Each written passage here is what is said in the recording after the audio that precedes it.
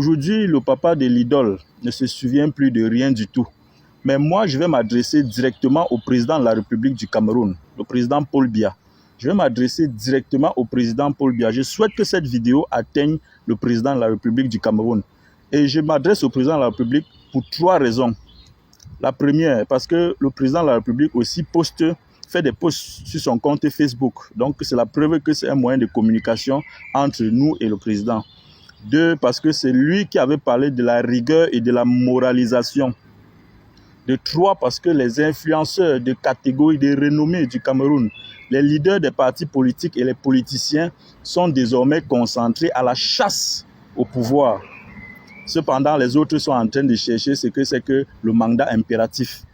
Pendant ce temps, les Camerounais sont en train de mourir. Le sang est en train de couler au Cameroun. Avec le taux de féminicide qui augmente de jour en jour, des agressions, des assassinats, des meurtres, tous les jours, où est la rigueur et la moralisation?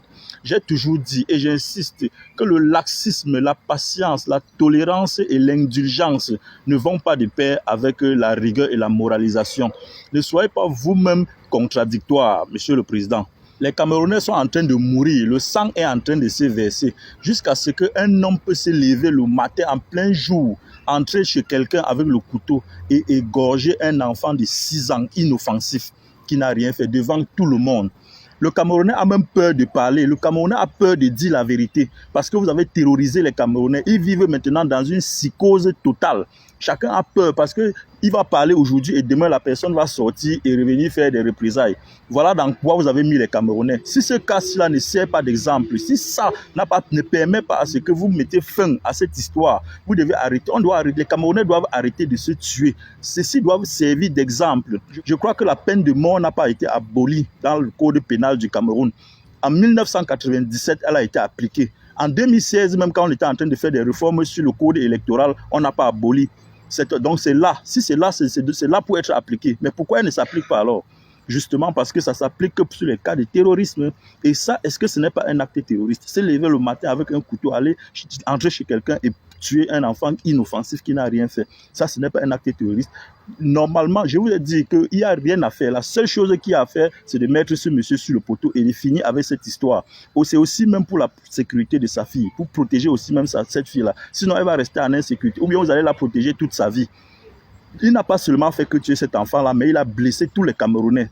Tous les Camerounais vivent dans une psychose totale. On ne peut pas vivre dans un pays. On est dehors, on a peur de vivre. Même au Cameroun, on ne peut pas vivre en paix. Cela, ça ne peut pas se faire. Il faudrait qu'on arrête ça. Pendant qu'on est en train de parler, on n'a pas encore fini avec le cas de Mati. Il y a le petit, il y a un autre petit que sa maman l'aurait appelé parce qu'elle discutait avec son copain. Le fils de cette fille est venu tuer son copain. Ça, c'est une histoire qui vient de se passer. Canal 2 est en train d'en parler de ça. Et si on n'arrête pas ces histoires aujourd'hui, là, le Camerounais, c'est devenu trop grave. Tout pour vous et rien pour les autres. Vous avez la chance que Dieu vous a béni, jusqu'à vous êtes à l'abri du besoin. Vous savez combien de familles sont en train de prier pour avoir un seul enfant qui est star, qui peut sortir la famille de l'abri du besoin.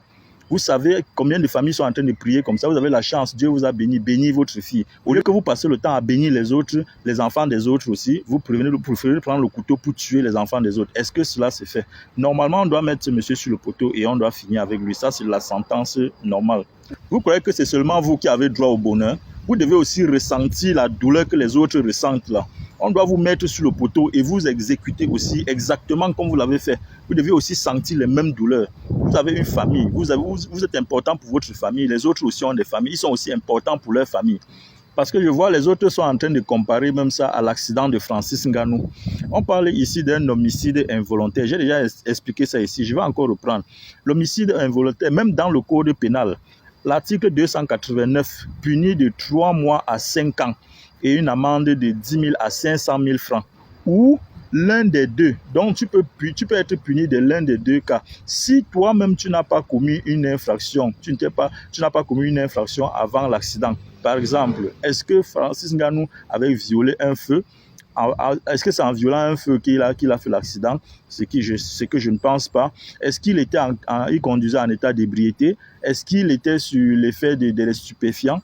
C'est tout cela que l'enquête va regarder. Est-ce qu'il était en vitesse autorisée? les panneaux vont indiquer si jamais il y en a un panneau. Et même aussi, on va voir le comportement de la fille avant l'accident. C'est tout ça qui constitue l'enquête. Et à partir de là, on peut déterminer quel genre de sanctions toi, tu dois avoir. Et en plus, Francis Ngannou, c'est le champion du monde MMA. C'est ça, ça ne lui rend pas légitime. Ça ne lui donne pas la légitimité de faire ça. Parce qu'en tant que président du PFL africain, pour la première fois, c'est Francis Ngannou qui est le président de toute l'Afrique du PFL. Professional Fighter League. C'est lui le président qui doit organiser une première tournée en Afrique du Sud, à Cape Town. Mais ce n'est pas ça qui lui donne la légitimité de faire ce qu'il a fait. Mais non, c'est qu'il a tout un protocole, il a toute une administration qui s'occupe de ces choses. Lui seul ne peut pas s'occuper. Donc il y a les avocats, il y a tous les gens qui peuvent lui représenter dans les bureaux. Parce que vous voulez le voir, je ne sais pas, au commissariat ou bien à la gendarmerie, ou il y a des gens qui peuvent lui représenter, qui lui représentent pour ça. Il a tout ça. Quand il est au bénitariat, vous ne le voyez pas. Vous voulez seulement le voir en prison ou en cellule. Il faut arrêter ça. Si vous ne changez pas cette mentalité-là, c'est que le Cameroun, c'est que vous n'êtes pas prêt pour la révolution qui est en marche, en train de venir là. Et vous les parents, pendant qu'on est en train de vous parler, pendant qu'on est en train de vous demander d'éduquer vos enfants, vous dites qu'on est mauvais. Mais quand ça arrive, c'est là que vous commencez à pleurer. Voilà le numéro de la police que j'avais dans une précédente vidéo affiché. Le 117 pour la police, le 113 pour la gendarmerie, le 118 pour les pompiers, le 1500 pour la DGSN. J'avais dit que affichez ça dans vos salons, dans vos cuisines, dans la chambre des enfants, dans les douches, partout, pour que tous les enfants de la maison aient, même que ce soit un réflexe pour chaque enfant.